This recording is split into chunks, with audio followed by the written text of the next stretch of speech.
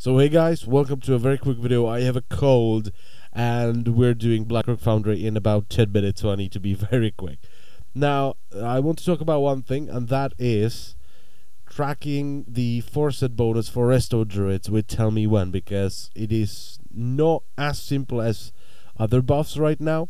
Because when you go and you make a buff debuff icon and you just type in Nature's Wisdom, you currently only have the 2 Shaman ones in the database, and I couldn't find the ID anywhere.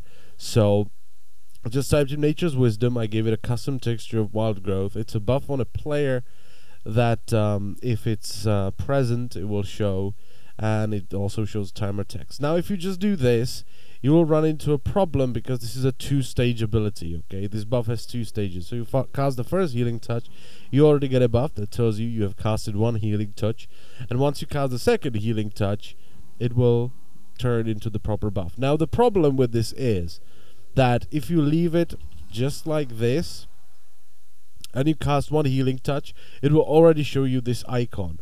And that's not what I wanted. Maybe you do, but that's not what I wanted. So what I did is I added 2 conditions.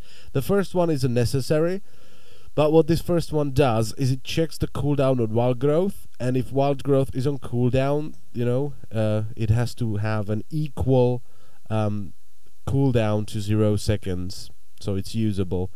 And if this condition succeeds, then it goes onto another condition, which is buff duration. It's on a player, it's Nature's Wisdom, and it has to have a greater value, so greater duration, than 0. Because the first part, the first buff you get when you cast the first healing touch, doesn't have a duration, the second one does. So what I basically did is, it goes and checks if Wild Growth's cooldown is equal to 0.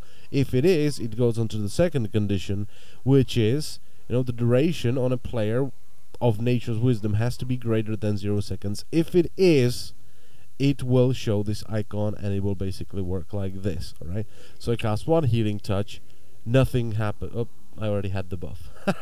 So I cast 1 healing touch, nothing happens. I cast a second healing touch, and I get this icon. Now if I use if I use Wild Growth, I cast 1 healing touch, I'll cast a second healing touch, nothing happens, and it will wait for Wild Growth. So Wild Growth will be done in 1, 0, there it is. And then you can use it, and it will disappear. So this is how I did it. If you're using WeChorus, there's probably a different way around it. But if you're using TellMeWhen and you were maybe struggling, because I know most people aren't familiar with conditions in TellMeWhen, this is how you do it. So there you go. I hope this was helpful, and I thank you all for watching. Bye-bye.